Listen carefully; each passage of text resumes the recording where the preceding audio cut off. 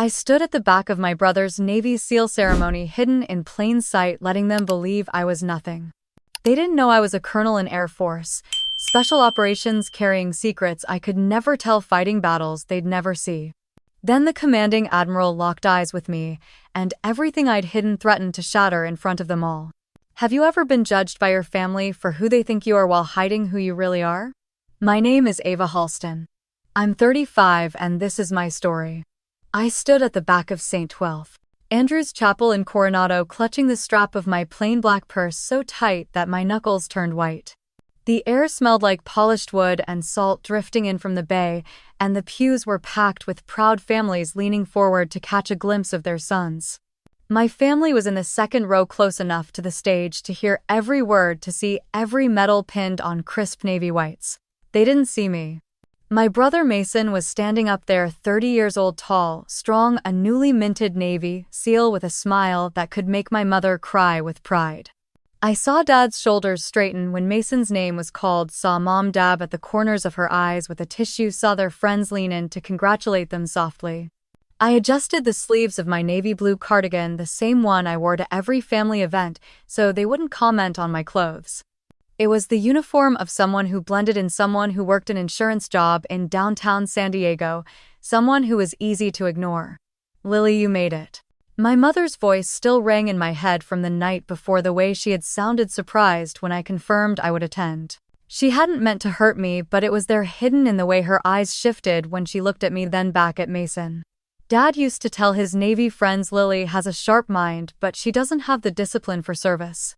They would nod politely, glance at me, then continue talking about deployments and strategy, the conversation never truly including me. They didn't know the truth. They didn't know about the mornings I ran before sunrise, the nights I fell asleep over textbooks on naval tactics, the day I received my acceptance letter to the Naval Academy with perfect scores, and how Dad's rare hug that day had made me. I believe I was finally enough. I thought back to that moment, now the way he had squeezed my shoulder and said, "Don't waste this opportunity." His voice was gruff, but I could see the pride in his eyes, the hope that I would follow in his footsteps, that I would carry the Halsten name with honor. And I did. For a while. Until the day I walked away and they decided I had failed them. They didn't know why. They didn't know that I had been pulled into a different world, one that required absolute silence and sacrifice, a world that demanded I let them believe I had quit, that I wasn't strong enough, that I wasn't them. The organ music played softly as Mason stood at attention, receiving his trident, his face composed, his posture perfect. Dad's hand rested on Mom's back as she sniffed, whispering to him, "He's made us so proud." I felt the familiar burn in my chest, the one that came every time they looked through me, every time they praised Mason while pretending I wasn't there. I wanted to clap for my brother, to cheer for him, but my hands wouldn't move. I wanted to walk up to Dad and tell him I was proud too, that I understood what it meant to serve, but my feet stayed rooted to the back of the chapel. I let a small smile cross my lips for Mason's sake, watching him stand tall under the California sun streaming through the stained glass, his eyes scanning the crowd for familiar faces. He wouldn't look back here. There was no reason for him to. A family in front of me cheered loudly, and for a moment the noise drowned out everything else. The pride, the joy, the laughter that filled the air, it all pressed against me like a weight I couldn't shake. I swallowed hard, shifting the strap on my shoulder, forcing myself to take a breath. It was just another day of pretending. Another day of letting them believe what they wanted to believe. I had made peace with that, or at least I thought I had. But as Mason stepped down from the stage, shaking hands with his commanders, I felt something crack quietly inside me, something I had kept locked away for too long. I had spent years wishing I could tell them the truth, but the truth could be more dangerous than any lie I had ever told. I stepped outside as the ceremony ended, letting the warm breeze hit my face, carrying the smell of salt and freshly cut grass from the nearby training field. Families gathered in clusters, hugging, laughing, taking photos to capture the pride of the day. I watched as Dad shook hands with Mason's commanding officer, clapping Mason on the back with that grin he saved for moments of real pride. Mom stood beside Mason, fixing the collar on his uniform, tears shining in her eyes as she spoke softly to him. I could imagine what she was saying, how proud she was, how he was everything she had hoped for in a son. I watched as Mason nodded, leaning down to kiss her cheek, his eyes scanning the crowd, stopping for a moment as they found mine. Our eyes met, and for a split second his smile faltered. He lifted his hand slightly, a small wave, but it was enough to make my chest tighten. I raised my hand back just for a moment before dropping it to my side. Mason turned back to Dad, who was already pulling him into another conversation with a retired officer in a crisp blue blazer, laughter rumbling between them. I could have walked over, could have joined them, but I didn't. I stayed where I was, blending into the edge of the crowd like I had learned to do so well.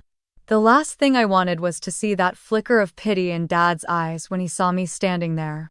"Excuse me," a woman said as she brushed past me, holding her phone high to record her son walking by in uniform. I stepped back, pressing myself closer to the brick wall, clutching my purse like it was the only anchor I had. I thought about the nights I lay awake listening to the hum of the city outside my apartment, wondering if they ever missed me when they were all together sharing stories, laughing about things I was never there to witness. I thought about the conversations I heard only in pieces when I came home for holidays, the way Dad would lower his voice when the topic turned to me, how Mom would force a smile and change the subject. They had accepted the lie because it was easier than asking questions. Easier than facing the truth they didn't want to know. "Lily," a voice called, and I turned, startled to see Mason jogging over, his white uniform sharp against the bright California sky. He stopped a few feet away, shifting on his heels, glancing back at our parents before looking at me. "I didn't think you'd come," he said, his voice quiet, almost unsure. "I wouldn't miss it," I managed, forcing a smile that felt tight around the edges. He nodded, looking down at his hands for a moment before meeting my eyes again. "It means a lot," he said, and I could see the genuine gratitude there, the relief that at least I had shown up, even if he didn't know what it had cost me. "You deserve it," I said, swallowing the bitterness that rose when I saw the trident pinned to his chest, the symbol of everything our family valued, everything I had once dreamed of before my life had taken a turn I couldn't explain. "You look good," he said, awkward, unsure, his eyes scanning the crowd again. "Thanks," I replied softly, shifting my purse to my other shoulder. We stood in silence for a moment, the noise of the crowd swelling around us, people shouting congratulations, children laughing as they played tag around the adults' legs. "Mom and Dad would love to see you," Mason said, glancing back again, and I could see the hesitation in his eyes, the fear that I would say no. "I know," I said, and for a moment I almost stepped forward. Almost. But I didn't. "I should go," I said, instead, forcing my feet to move backward away from him, away from the crowd that felt like it was suffocating me. "Lily." He started, but I shook my head. "Congratulations, Mason." "I'm proud of you," I said, and I meant it. I meant every word, even if it hurt. He stood there watching me, confusion and hurt crossing his face before he nodded, forcing a small smile. "Thanks, Lily," he said quietly. I turned before I could change my mind, weaving through the crowd, past the balloons and the photographers, past the proud parents and the cheering siblings, until I stepped out into the sunlight and the quiet that came with leaving it all behind. As I reached my car, I looked back one last time, seeing Dad clap Mason on the back, Mom wiping another tear from her eyes. Mason looking around, searching for me in the crowd before giving up. I sat in the driver's seat, gripping the wheel, letting out a breath I didn't know I had been holding. I had spent years wishing I could tell them the truth, wishing I could explain why I walked away, why I had to let them believe I was a failure. But the truth could be more dangerous than any lie I had ever told. Have you ever been in a situation like this? Share in the comments. Don't forget to like and subscribe for more stories like this. They thought I quit. The truth was, I was chosen for a path they could never imagine. It happened during my third year at the Naval Academy, a cold January morning when the Chesapeake wind cut through my uniform as I ran before sunrise. I was 21, top of my class, focused on the future I thought I wanted. Every mile I ran, every textbook I studied was to prove to my father that I was worthy of the Halsten name. That morning after PT, 2 men in civilian clothes were waiting near the track. They asked for Lily Halsten, and when I raised my hand, they told me to follow. We walked to a small conference room in Bancroft Hall where a woman in an Air Force uniform waited, her hair pulled back tight, eyes sharp. She introduced herself as Colonel Mendez, told me they had been observing my performance, my aptitude in strategic simulations, my ability to see patterns where others saw chaos. She slid a folder across the table. Black cover, no markings, just my name on a white label. "You have the skill set we need, Cadet Halsten," she said. "But if you accept, you leave today, and you leave quietly." I remember staring at her, confusion tightening my chest.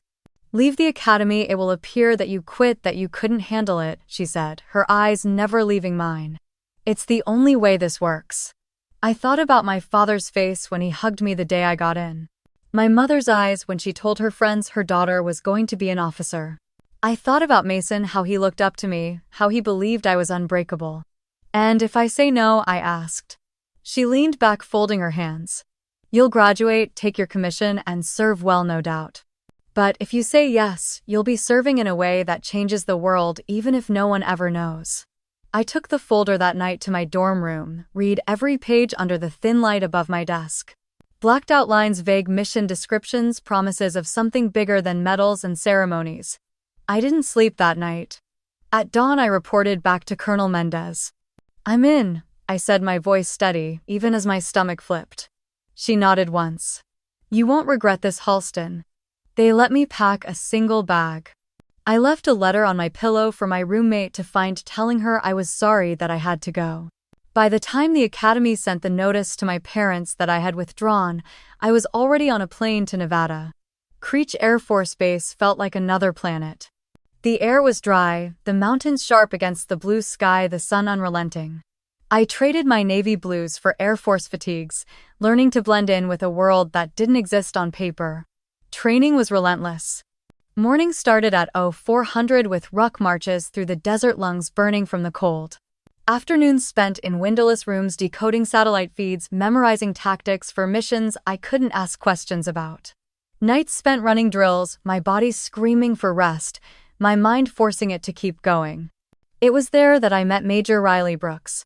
38 tall, with graying hair under his cap and eyes that missed nothing. He didn't talk much at first, watching us as we struggled through the first weeks. One evening after a grueling field exercise, I was sitting alone by the barracks, dirt streaking my arms, my head in my hands. I was trying to breathe, trying to remember why I chose this. "You think you're alone in this," a voice said. I looked up to see Riley standing there, his hands in his pockets, the desert wind tugging at his sleeves. I didn't think I managed my throat dry. "You'll learn, that's the first mistake we all make," he said, sitting down across from me on the steps.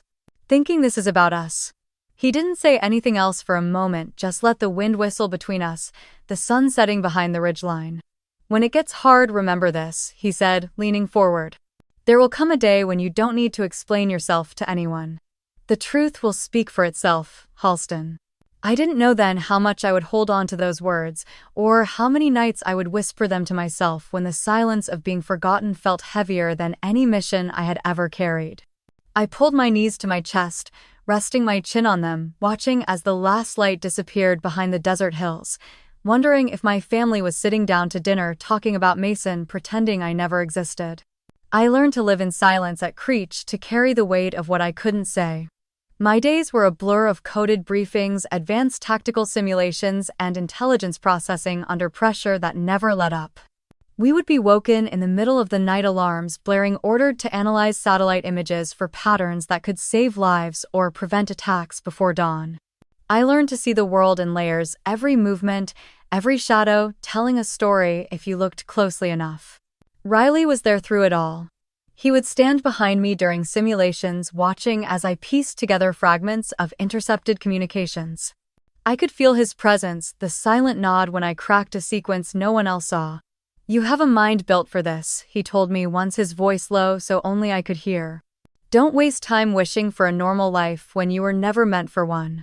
I stopped calling home after the first few months. There was nothing I could say without lying, nothing they would understand. Mom would leave voicemails, her voice soft, asking if I was eating enough, if I needed money, if I was happy. Dad rarely called, but when he did, it was always the same. "Lily, you should come home from Mason's ceremony," he would say. It would mean a lot to him. It never sounded like it would mean anything to him. I would sit on my bunk after training, phone in my hand, listening to the message again before deleting it, pressing the screen until the light went dark.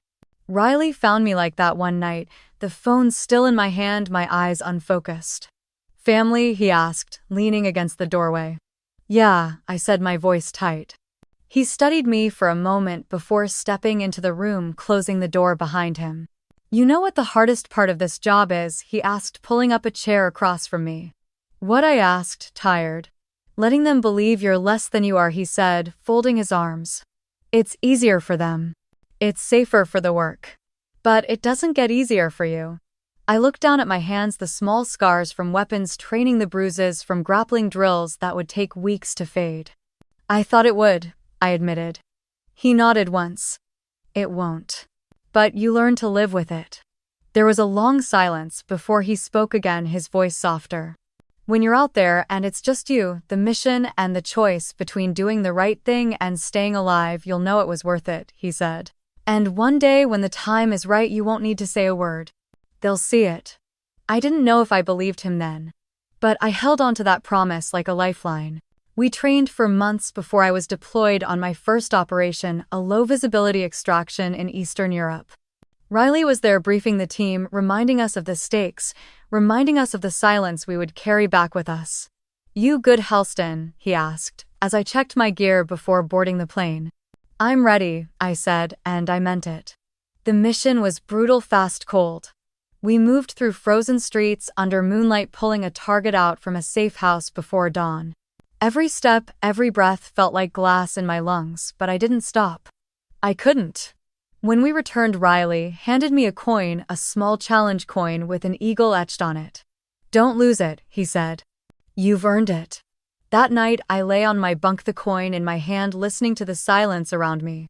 Outside, the Nevada wind howled across the empty desert, and I wondered if Mason was looking up at the same moon, if he was getting ready for his own missions, never knowing his sister was out there too.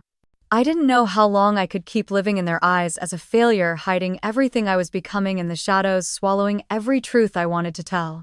But I did know one thing. I wasn't quitting. And I wasn't done. Have you ever had to let people believe the worst about you to protect something bigger? Share in the comments. Don't forget to like and subscribe for more stories like this. While they thought I was working at an insurance office, I was leading rescue missions in the dark. They called it Tavros Operation. Syria, near the Turkish border, where children were being held in a crumbling building that had once been a school. Intelligence confirmed their location, but the window to extract them was closing fast. We flew in under moonlight, the rotors cutting through the cold desert air. I checked my gear, checked my weapon, ran the plan through my mind like a prayer. Riley was next to me, his eyes sharp even under the dim red light. "Stay sharp, Halsten," he said, checking the straps on his vest. "No heroes tonight." "I hear you," I said, though we both knew we were walking into chaos. The landing was rough, dust and sand filling the night as we stepped onto Syrian soil. We moved fast, cutting through alleyways, each step measured, each shadow a potential threat. Gunfire echoed in the distance as we approached the building, the air thick with smoke and the sharp scent of burnt rubber. My heartbeat was steady, my focus locked on the mission, on the children inside who didn't even know we were coming for them. We breached the door, flashbangs lighting up the darkness, screams following as we cleared room after room. I heard Riley's voice in my earpiece, calm and direct, calling out positions, confirming our movements. I found them in the basement, huddled together, their eyes wide, faces smudged with dirt and fear. They couldn't have been older than 10. I knelt down, lowering my weapon. "You're safe now," I whispered, trying to keep my voice steady. "We're getting you out." I led them out, shielding them as gunfire ripped through the air above us. Dust fell from the ceiling, screams echoing as we moved. I heard Riley shout behind me, a sharp curse followed by the crack of gunfire. I turned to see him go down, a spray of blood on the wall, his body hitting the ground hard. "Riley," I shouted, shoving one of the children toward another operator. I ran back, dropping to my knees, pressing my hand to the wound in his side. "Don't you dare," I hissed, pulling gauze from my pack, pressing it down hard. His eyes were open, pain flashing across his face. "Get them out." "Halsten," he gasped. "Not leaving you," I said, my hands working, blood soaking through the gauze, hot and sticky against my gloves. The building shook as another explosion hit nearby, dust and debris falling around us. The radio crackled in my ear, calls for exfil for us to leave. Move, Lily. Riley shouted, grabbing my wrist with surprising strength. I looked at him, at the fear in his eyes, the fear not for himself but for the mission, for the kids, for me. I pressed another bandage down, securing it, and grabbed his vest. On 3, I said, my voice hard. I pulled him up, throwing his arm over my shoulders, dragging him as we moved toward the exit. Each step was a battle, each breath, a fight against the smoke and the screams. We made it to the extraction point as the first rays of dawn broke over the horizon, painting the sky in shades of blood and fire. The children were loaded first, their small faces looking back at me as they were lifted into the helicopter. I helped Riley in his grip tight on my vest as he pulled himself up. I climbed in last, the helicopter lifting off the wind, whipping around us as the ground fell away. I sat there covered in dust and blood, my hands shaking as I held onto the side of the chopper, watching the ground disappear, knowing we had done it, knowing we had saved them. But the cost was written in the blood drying on my hands, in the screams I would hear in my dreams, in the scar that would later stretch across my shoulder where a bullet had grazed me as we left. That night, while they celebrated Mason's birthday back home, laughing around a cake in the warm glow of their kitchen, I sat in a dark tent cleaning Riley's blood from under my nails, staring at the moon through the thin canvas. They were celebrating. And I was washing blood off my hands. I didn't sleep for days after Tavros.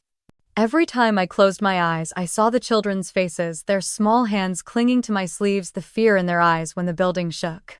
I heard the gunfire, the ringing in my ears, Riley's voice yelling for me to move, the thick smell of blood and smoke stuck in my hair no matter how many times I washed it out. I was 29 when it happened, just 5 years into this life, already carrying more ghosts than I could count. The doctors patched Riley up, told him he was lucky, told him he would walk again if he followed orders. He only laughed, shaking his head as he laid in the hospital cot, IV lines taped to his arm. You dragged me out, he said, his voice, rough, eyes, tired but bright with that familiar fire. Don't make it sound like I had a choice, I replied, folding my arms, leaning against the wall. You did, he said, staring at me. You always have a choice. I looked away, my jaw tightening, remembering the screams, the children's cries, the gunfire that wouldn't leave my head. No, I didn't, I said, and he didn't argue. That night I sat alone outside the medical tent, the desert cold biting at my skin as I pressed my hands against my temples, trying to breathe through the pounding in my head. My body ached, the wound on my shoulder stitched and bandaged, a burning reminder of how close I came to not making it out. My phone buzzed in my pocket and I pulled it out, seeing the text from my mother. Don't forget Mason's birthday this Saturday, it read. It would be nice if you showed up for once. I stared at the screen, reading it over and over, the words digging into me deeper than the bullet that grazed me days before. For once. As if I hadn't been showing up every day, risking everything, giving everything for people who would never know my name, for a family that would never understand why I had to disappear. I typed out a reply, then deleted it. Typed it again, then deleted it. Finally, I locked the phone and shoved it back into my pocket, leaning back, letting the stars blur above me. Inside the tent, Riley's laughter echoed with another patient, his voice a small piece of normal in a world that never was. You can't tell them, he said the next morning as I helped him sit up, his arm in a sling, eyes serious. I know, I said. You think it would help, but it wouldn't, he said. They wouldn't get it. And it would only make you want their approval more. I looked at him, his words slicing deeper than he knew. I don't care what they think, I lied. He raised an eyebrow, a small smirk on his face. Yeah, you do, he said. But that's okay, it means you're still human. I swallowed, my throat tight, turning away to grab his water bottle. Your family thinks you're working an office job, right, he asked. Insurance, I said, shrugging. That's one hell of an insurance job, he chuckled, shaking his head. I cracked a small smile just for a second. That night I dreamt of the mission again, only this time I couldn't pull Riley up, couldn't get the kids out, couldn't make it to the helicopter in time. I woke up with my heart slamming in my chest, sweat soaking through my shirt, the edges of dawn breaking over the horizon. I walked outside, breathing in the cold air, the desert silent, except for the distant hum of generators. My phone buzzed again, a photo of Mason blowing out candles on a cake, Mom's caption reading, "Wish you were here." I clenched the phone in my hand, the image burning into my mind as I stood there, my other hand brushing against the stitches on my shoulder. They were eating cake, singing happy birthday, laughing around a kitchen table. And I was alone in the dark, wiping blood off my hands, trying to remember why I chose this. Have you ever had to let people think you're nothing while you fight battles they'll never see? What would you have done if you were me? Don't forget to like and subscribe for more stories like this. My family asked me to show up, so I came with a fake smile and a truth I couldn't share. Thanksgiving in my parents' house smelled like cinnamon turkey and the faint scent of my mother's perfume. The table was set with the same orange and gold runner we had used since I was a kid, the plates lined up like soldiers waiting for inspection. I stood in the doorway, clutching a store-bought pie in my hands, forcing a smile as Mom rushed over, kissing my cheek. "Lily, you made it," she said, like she was surprised. "I said I would," I replied, handing her the pie. She took it, glancing at the label before placing it on the counter.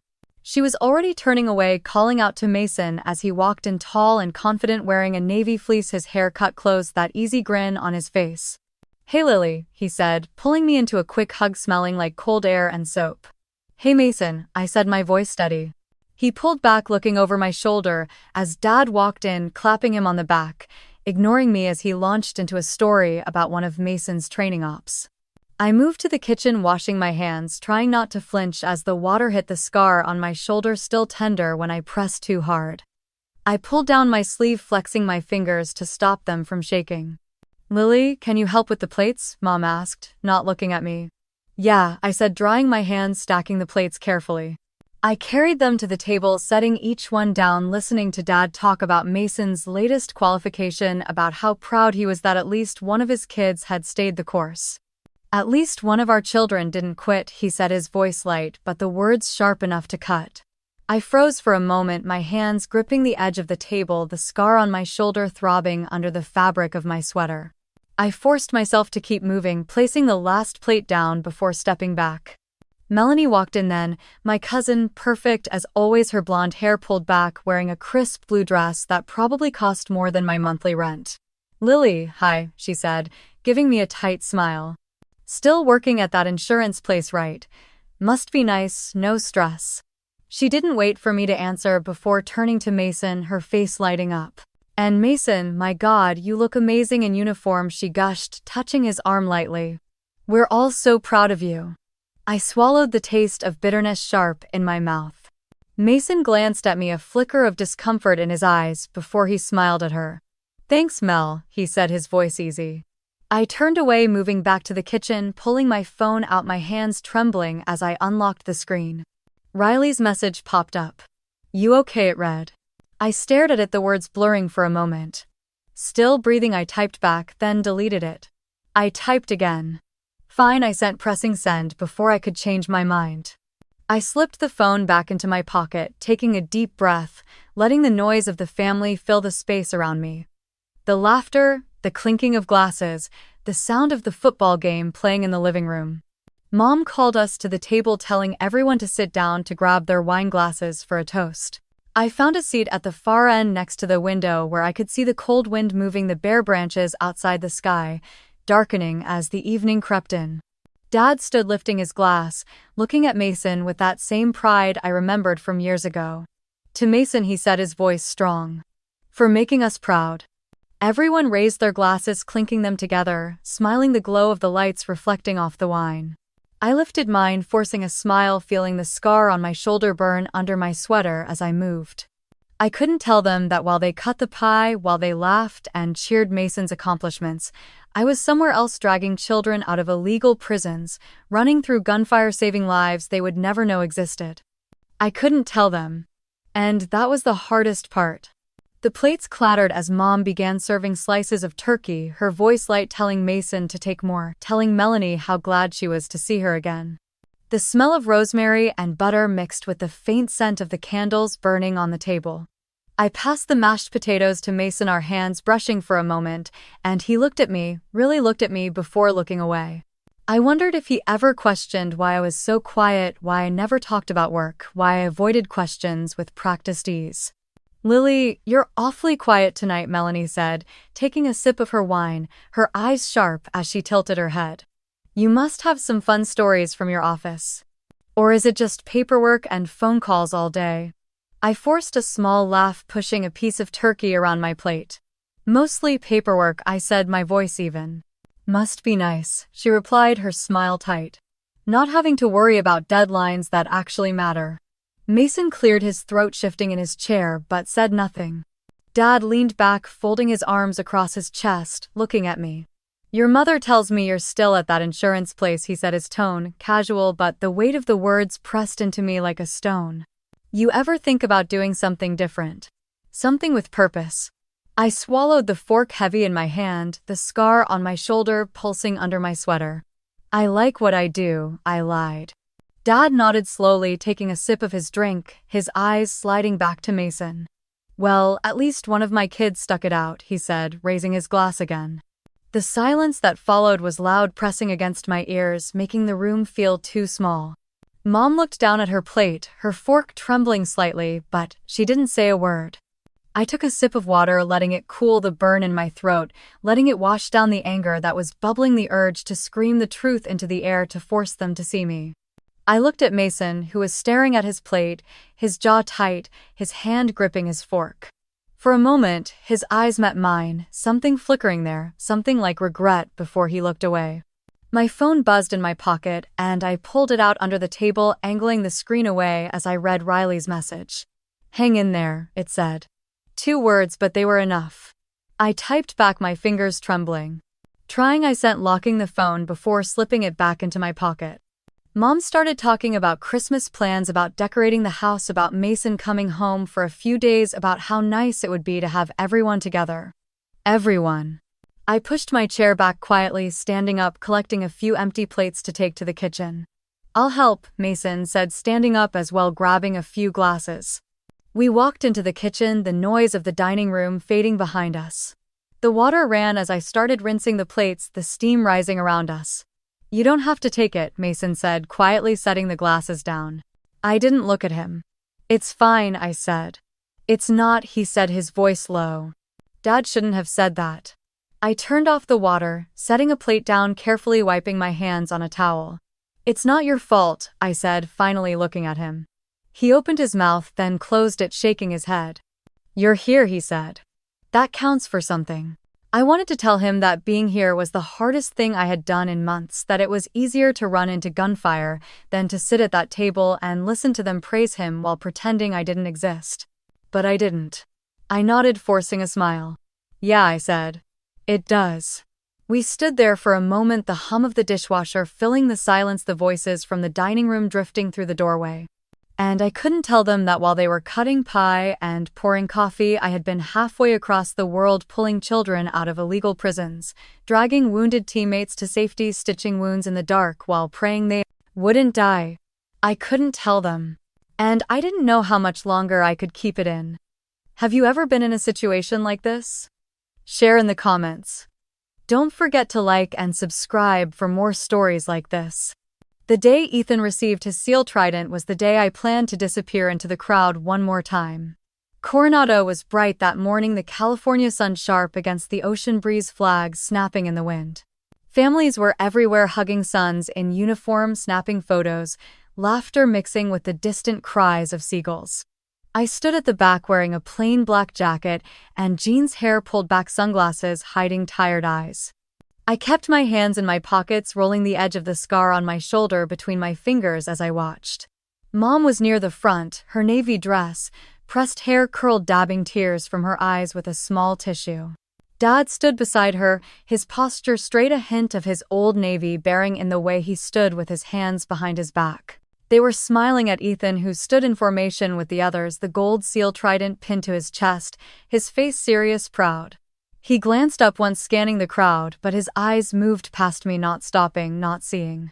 That was safer anyway. I had promised Riley I would keep my distance. If they see you, if the wrong person recognizes you, you might have to leave immediately, he had said, his voice low over the phone the night before. I know, I told him, looking out the window of my small apartment, the city lights blurring in the darkness. I won't let it happen. I meant it too.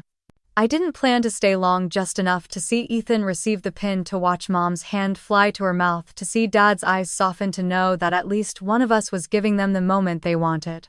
A man stepped up to the podium, the medals on his uniform glinting in the sun. His voice carried over the crowd as he spoke of honor, sacrifice, and brotherhood. I recognized him instantly, the way he stood, the way he paused before each word. Admiral Carter. 56, steel gray hair eyes that saw everything, a voice that could calm chaos with a single command. He had once led a joint operation I was part of years ago under a different sky, with dust and heat and gunfire so loud it made your bones shake. I felt my stomach tighten, my breath catching for a moment as I shifted, stepping behind a taller man in front of me, ducking my head slightly, hoping the sunglasses and distance would be enough. He shouldn't have been here. I shouldn't have been here. The ceremony continued, the applause rolling across the lawn as the SEAL candidates stepped forward one by one, receiving their pins. I clapped softly, keeping my head down, heart beating too fast, the breeze feeling cold against the sweat on my neck. Ethan stepped forward, his name echoing across the speakers. Mom let out a small cry, her hands pressed to her lips, Dad's hand gripping her shoulder. Ethan stood tall, the pin pressed onto his uniform, his eyes blinking rapidly as he nodded to the admiral. They turned to face the crowd, the families cheering, the instructors clapping, camera flashes lighting up the morning. I took one step back, then another, easing toward the edge of the gathering, ready to slip away before the families began to gather around their sons, before someone might turn and look too closely. Then Admiral Carter's eyes swept the crowd. They paused. They narrowed. And they stopped. Right on me. My pulse roared in my ears as Admiral Carter's eyes locked on mine. I lowered my head, turning my shoulder, hoping he would look away, hoping the distance and the years would keep me invisible. He didn't look away. Instead, he paused mid-sentence, his mouth still open, his eyes narrowing in sharp recognition. My stomach dropped, heat flashing across my skin as I took another step back, scanning for the fastest way to the parking lot. People around me kept clapping, oblivious, their eyes fixed on the stage, on the ceremony, on their sons and brothers becoming SEALs. I could feel the wind shift, carrying the Admiral's voice back to the microphone as he cleared his throat, forcing himself to continue, but I saw the glance he threw my way again before he turned back to Ethan. I turned, moving faster now, weaving through the edges of the crowd, keeping my head down, my breath short, the taste of panic sharp in my mouth. I slipped behind a row of parked cars, pulling out my phone, dialing Riley's number without thinking. He picked up on the second ring. "Tell me you're out," he said, voice calm but clipped. "Not yet," I whispered, ducking as a family passed by, balloons tied to the stroller, laughter bubbling around me like static. "What happened?" he asked. "He saw me," I said, pressing my hand against the car door to steady myself. "Admiral Carter. He saw me." Riley went quiet for a moment, then let out a slow breath. "Get to your car," he said. "Now." "I'm trying," I said, peeking around the edge of the car, seeing more families moving toward the stage for pictures. I slipped between two trucks, my boots crunching on the gravel, my heart pounding so loud I was sure someone would hear it. I could still see Ethan at the front, hugging Mom, Dad's hand on his back, the perfect family moment unfolding as if nothing else existed. I was almost to the exit when I heard it. Colonel Halsten. His voice was calm, measured, carrying across the breeze like a command I couldn't ignore. I froze, every muscle in my body tensing, my breath catching, as I turned slowly, sunglasses slipping down my nose, letting me see him clearly. Admiral Carter stood there, hands clasped behind his back, eyes sharp, the same look he had worn years ago when we briefed before dawn, planning the impossible missions no one would ever know about. "I didn't expect to see you here," he said, his voice loud enough to catch the attention of those nearby. A few heads turned, eyes flicking between us, curiosity lighting in their faces, whispers starting. My mouth went dry, the world tilting, as I saw my father turn, confusion flickering across his face, Mom's hand pausing in midair as she looked back, Ethan's eyes following theirs until they found me. And in that single breath, the life I had kept hidden, the silence I had held onto for so long, cracked wide open. The crowd around us went quiet. Don't forget to like and subscribe for more stories like this. I used to fear this moment. But now it was here. Admiral Carter's words hung in the air, sharp and clear, cutting through the noise of the crowd like a blade. Colonel Halsten. A ripple of confusion moved through the families nearby. A few people turned, whispering, their eyes darting between me and the Admiral. My father's head snapped around, his eyes narrowing, confusion pulling at the corners of his mouth. Colonel, he echoed, his voice rough. You must be mistaken, Admiral. Admiral Carter didn't flinch. His gaze stayed on me, steady, unblinking. I'm not mistaken, he said. Your daughter has saved more lives than you can imagine. She's led teams into places most won't even speak about. She's pulled out men who are as good as dead, including teammates your son trained with. I felt the world tilt, the breeze cold on my face as the blood rushed in my ears. My father opened and closed his mouth, his jaw working as he looked from the Admiral back to me. Mom's hand flew to her mouth, her eyes wide, the color draining from her face.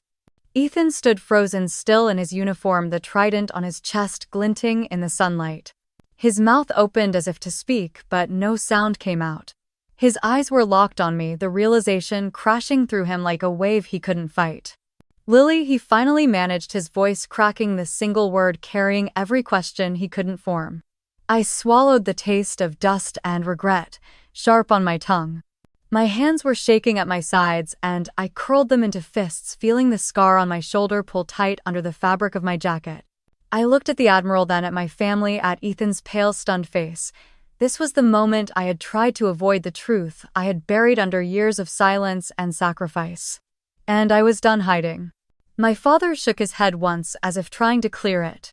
Admiral, I don't understand, he said, his voice low, controlled, the way he always spoke when he was trying to keep order. Mom's eyes darted between us, her lips trembling, her hand gripping the small cross necklace at her throat. What is he talking about, Lily? She whispered, her voice breaking on my name. The Admiral shifted his weight, glancing at the stunned families around us before stepping closer, lowering his voice, but not enough for it to be private. Your daughter is a colonel in Air Force Special Operations, he said, his tone gentle but firm. She's been serving in classified missions for years. Her work has saved countless lives, including Navy personnel. Dad's face went pale, the sun catching the sweat on his forehead as he blinked hard, like he couldn't process the words. That can't be, he said, shaking his head again, his voice softer now, almost pleading. She left the academy. She works insurance. I looked at him, my father, who had spent years believing I was a disappointment, who had looked through me at family dinners, who had measured worth in ranks and medals. I opened my mouth, then closed it, the words sticking to the back of my throat. Ethan took a step forward, his boots crunching on the gravel, his hands clenched at his sides. Lily, he said again.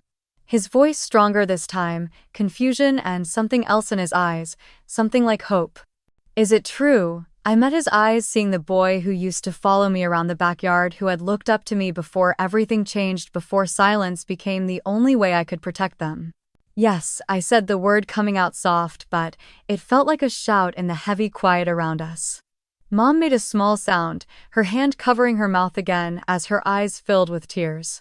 Dad took a step back, his hand going to the back of his neck, rubbing it slowly as he looked at the ground. I don't understand, he murmured. The Admiral cleared his throat, giving me a look that told me he had said enough, that the rest was mine to carry now. I took a deep breath, the breeze lifting strands of hair around my face, the sounds of the ocean in the distance grounding me as I finally looked at all of them.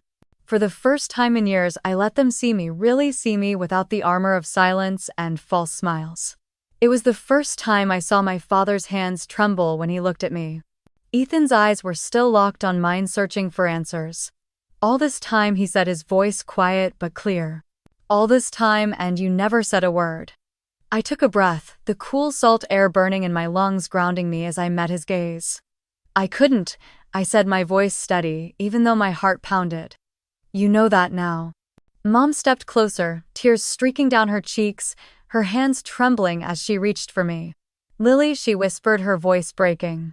Why didn't you tell us? We thought you failed. I felt something twist in my chest, the weight of every holiday spent in silence. Every meal where I swallowed my pride along with the food, every look of pity they thought I didn't see. It wasn't about what you thought, I said softly, my voice catching for a moment. It was about keeping people safe. About doing what I had to do. Dad's eyes finally lifted to meet mine, red-rimmed, his jaw tight. I spent years thinking you walked away, he said, his voice raw. Thinking you couldn't handle it. I blinked, the breeze stinging my eyes, the familiar burn of unshed tears pressing against the back of my throat. I know, I said, and I let you think that. He took another step back, shaking his head, his hands dropping to his sides. For what he demanded, pain and anger mixing in his words. For what, Lily? For missions you'll never hear about, I said, my voice low but firm. For children who got to go home, for families who didn't have to get the call that their son or daughter wasn't coming back. The silence that followed was heavy, pressing down on all of us as the families nearby pretended not to watch, their eyes flicking over curiosity and confusion on their faces. Ethan took another step forward, his hand lifting slightly before dropping again. You saved people, he said, his voice shaking. You were out there doing the work. I nodded once, unable to speak for a moment. The Admiral cleared his throat, stepping back, giving us space, but his eyes held a quiet respect as he looked at me. You have a hell of a daughter, he said to my father before turning away. Dad didn't move, didn't speak, just kept looking at me like he was seeing me for the first time. Mom wiped at her eyes, her hand still trembling as she reached out, brushing my hair back like she used to when I was a kid. I'm sorry, she whispered, her voice barely audible. I swallowed, closing my eyes for a moment, letting her hand rest against my cheek, feeling the warmth I had missed for so long. It's okay, I said, even though it wasn't, even though the years couldn't be erased in a moment. Ethan stepped closer, his hand gripping my shoulder, his eyes shining. You're still my sister, he said, and I'm proud of you. The words hit me harder than I expected, loosening something in my chest I hadn't realized I was holding. I looked at him, at the trident on his chest, at the pride in his eyes. And I'm proud of you, I said. I didn't see Dad move until he was standing in front of me, his hand reaching out, hesitating before it landed on my shoulder. His eyes were glassy, his mouth tight, his hand trembling as he squeezed gently. I don't know how to process this, he admitted, his voice cracking. But I'm proud of you too, Colonel. It was the first time he had ever called me by rank, the first time he had ever seen me beyond the daughter he thought had failed.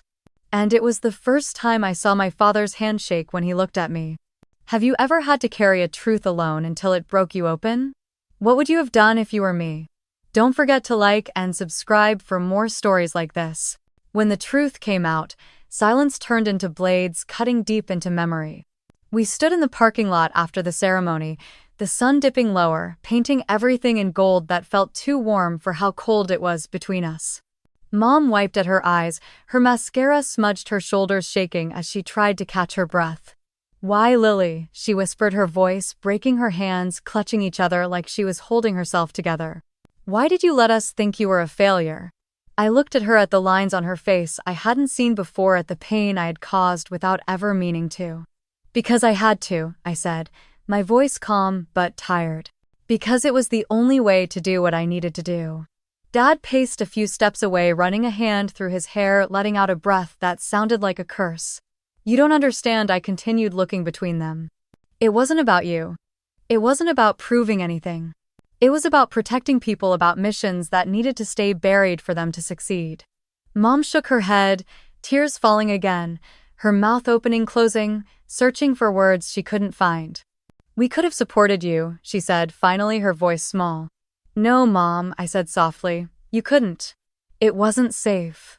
Ethan shifted beside me, his hands shoved into his uniform pockets, his eyes red. All those times He started swallowing hard.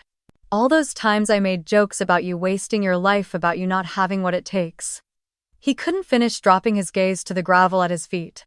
Ethan, I said, stepping closer, forcing him to look at me. You didn't know. None of you did. And that's how it had to be. He lifted his eyes, pain and shame swimming there, his jaw tightening. I'm sorry, he whispered, his voice hoarse. I didn't know. I placed a hand on his shoulder, squeezing it, letting him know it was okay, even if the ache in my chest said it would never fully be. Dad finally stopped pacing, turning to face me, his eyes shining in the fading light. I don't know what to say, he said, his voice rough. All these years I thought I was teaching you about service, about duty. His hand shook as he extended it toward me. And all this time you were living it, he said, his voice cracking. Colonel Halsten, I'm proud of you. I took his hand, gripping it firmly, feeling the tremble, seeing the pride and regret in his eyes. It was the first time he had ever said those words to me. I held his hand for a moment, feeling the roughness of his skin, the weight of years we had both spent chasing different kinds of honor.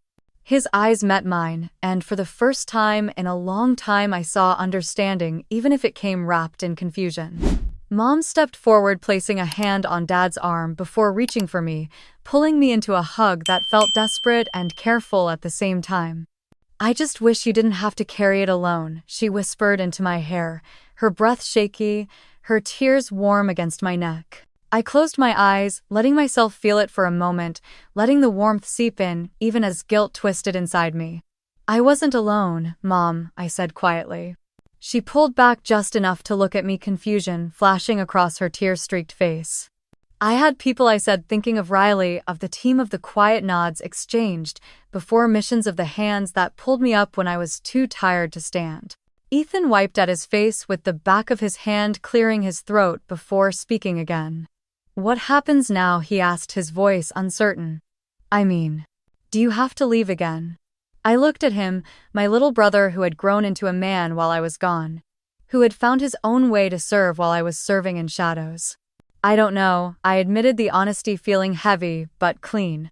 This changes some things, but not everything. Dad let out a breath, shaking his head with a small, rueful smile. I spent years teaching you about duty, Lily, he said, looking down for a moment before meeting my eyes again. But you were out there living it, doing more than I ever did. His hand landed on my shoulder, squeezing it with a firmness that felt like acceptance. I don't know how to be proud and angry at the same time, he said, a broken laugh slipping through. But I am. My phone buzzed in my pocket, breaking the moment. I pulled it out, seeing Riley's name on the screen, a simple message glowing back at me. You good? I stared at it, my thumb hovering over the screen before I typed back. I think so, I sent. Almost immediately another message appeared. I knew you needed this. Proud of you. I let out a breath I didn't know I was holding, slipping the phone back into my pocket as I looked at my family standing in the golden light of the California evening, forever changed by a truth that had lived in silence for too long. But even as I stood there, their eyes finally seeing me, I knew deep down that nothing would ever be the same again. Mom stepped back, brushing at the tears on her cheeks, trying to smooth her hair like she could tuck her emotions away as easily. She looked at me with eyes that were softer now, eyes that saw me as something more than the daughter she thought she lost. Do you remember when you were little, she said, her voice unsteady, and you would line up your stuffed animals and give them orders? I let out a small breath, almost a laugh, remembering the old tan carpet in the living room, the army of stuffed bears and rabbits lined up while I stood in front, pretending I was leading them on some important mission. Yeah, I said quietly. I thought it was just a phase, she continued, shaking her head. But you were always meant for this, weren't you? I didn't know how to answer that, so I just nodded, the memory, bittersweet, the child I was, so different from the woman standing here now. Ethan stepped closer, hands still in his pockets, but his shoulders were squared, his eyes clear. Does this mean you're done? He asked, hope and fear tangled in his voice. Or are you going back? I met his gaze, seeing the brother who had once built forts with me in the backyard, who had looked up to me before the silence grew too loud between us. I don't know yet, I admitted, the truth heavy on my tongue. There's always more to do. But maybe I don't have to do it alone anymore. Dad cleared his throat, his hand still on my shoulder, squeezing once before letting go. You don't, he said firmly. Not anymore. For a moment the air around us was quiet, the sounds of the ocean in the distance, and the seagulls overhead the only noise filling the space between us. Families were beginning to leave, the ceremony over, but we stayed there, caught in a moment we all knew would change us forever. My phone buzzed again, and I pulled it out, seeing another message from Riley. Remember what I said? You did good. I stared at the screen, my thumb hovering over the keyboard before I typed back. Thanks. Means more than you know. A breeze swept through, carrying the scent of salt and the faint trace of the eucalyptus trees nearby. I closed my eyes, letting it wash over me, grounding me in the moment, reminding me that the world kept moving even when everything inside you felt like it had stopped. Dad glanced at Ethan, then back at me. Come home for dinner, he said. Both of you. Ethan's mouth lifted into a small smile as he nodded. Yeah, Lily, he said. Come home. Home. The word tasted different now, not like something I was running from, but something I could walk toward even if the path wasn't clear yet. I slipped my phone into my pocket, looking at the family I had been protecting in silence for so long, letting them see me as I was not as who they thought I should be. And in that fragile, quiet moment, I realized they were trying too. But I knew deep down that no matter how hard we tried to go back, nothing would ever be the same again. Have you ever carried a truth so heavy it changed everything the moment it was spoken? Share your story in the comments. Don't forget to like and subscribe for more stories like this. Recognition doesn't always come with applause. Sometimes it's just a look. Mom set the table with the good plates, the ones with the blue rim we only used for birthdays and holidays. The smell of roasted chicken and garlic filled the kitchen while the evening light poured through the window, catching on the framed photos of Mason in uniform that lined the hallway. It was supposed to be a small dinner to celebrate Ethan's pinning, a moment for the family to gather to honor him and what he had achieved. But now the air was different, thicker with something unspoken, something seen that could never be unseen. Dad hovered near the fridge, a beer in his hand, glancing at me every so often like he was still trying to find the right words. Mom hummed quietly, wiping down the counters even though they were already clean, her shoulders tight with nervous energy. Ethan walked in from the backyard, sliding the screen door shut, the breeze carrying in the scent of cut grass. He gave me a look, a small nod, his eyes clear, steady, a silent promise that whatever came next, we were in it together. We sat down, plates filled, hands reaching for bread, the small clatter of forks and knives the only noise for a moment. Dad cleared his throat, raising his glass. To Ethan, he said, his voice firm but softer than usual. For earning your place, for honoring the family, and for reminding us what service means. Ethan raised his glass, his eyes flicking to me before he spoke. And to Lily, he added, his voice calm, sure. For teaching me what it really means to serve. Mom's breath caught her hand brushing against mine under the table, her fingers squeezing gently. We clinked glasses, the sound sharp in the quiet, and for a moment it felt like everything was exactly where it needed to be. After dinner, I stepped outside, letting the cool air hit my skin, the sky painted in streaks of pink and purple as the sun sank below the horizon. I heard the screen door slide open, footsteps on the porch. I have to go, Ethan said, standing beside me, hands in his pockets. Early, PT. I nodded, smiling. Be safe, I said. He glanced at me, the corner of his mouth lifting. You too, he said, and I knew he meant it in ways most people wouldn't understand. The porch light flickered on as he left, the soft hum of crickets filling the silence around me. I sat down on the steps, letting the quiet settle, letting myself breathe. My phone buzzed in my pocket, and I pulled it out, seeing Riley's name on the screen. Coffee, his message read. I typed back, a small smile pulling at my lips. Yeah, I sent. Tomorrow. The screen dimmed, and I slipped the phone away, leaning back, letting the breeze brush against my face, feeling for the first time in a long time that I wasn't running anymore. The next morning, I met Riley at a small coffee shop near the marina, the kind with old wooden floors and the scent of espresso clinging to the air.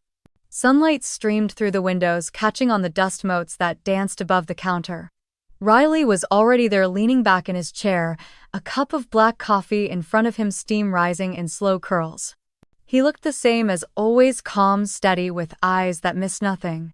You look like you finally slept, he said, nodding toward the chair across from him. Maybe a little, I replied, dropping into the seat, wrapping my hands around the warm cup the barista had handed me. We sat there for a moment, the sounds of milk steaming and soft conversation around us, the world moving on while we held onto this small, quiet space. So he said, tapping the side of his cup. They know. They know, I echoed, letting the words settle. And you're still standing, he said, a small smile pulling at the corner of his mouth. I laughed softly, shaking my head. Barely, I said. He nodded, taking a sip of coffee before setting it down, his eyes meeting mine. It's time, Lily, he said, his voice gentle but firm. Time to live as yourself, even if you still have to stay quiet about the details. I looked out the window, watching the boats rock in the marina, the sails catching the morning breeze. I don't know if I know how to do that, I admitted, my voice low. You do, he said. You've always known. I took a breath, letting it out slowly, the warmth of the coffee grounding me. I got a call last night, I said, glancing at him. His eyebrow lifted slightly. They're moving me up, I said. Brigadier General. A slow smile spread across his face, pride lighting in his eyes. About damn time, he said. I can't tell them, I said, the ache in my chest, pressing hard. They can't come to the ceremony. They don't need to, he said, leaning forward. They know enough now. That's what matters. I nodded, blinking hard, feeling the weight of the years, the missions, the silence, and the sacrifice pressing down on me and lifting at the same time. We sat there a while longer, talking about nothing and everything, letting the morning pass us by as the sun climbed higher. That night, I stood on the balcony of my small apartment looking out at the lights of San Diego, the glow reflecting on the water, the hum of the city, a steady comfort. I wrapped a blanket around my shoulders, holding a cup of tea, letting the steam warm my face as I breathed it in. For the first time in years, I wasn't hiding who I was from the people who mattered. For the first time, I wasn't carrying it alone. I let a small smile slip onto my lips, letting the quiet wash over me, letting the weight lift piece by piece. And for the first time, I felt peace. Have you ever been misjudged by your family because they didn't know who you truly were? Share your story in the comments. I want to hear it. Don't forget to like and subscribe for more stories like this.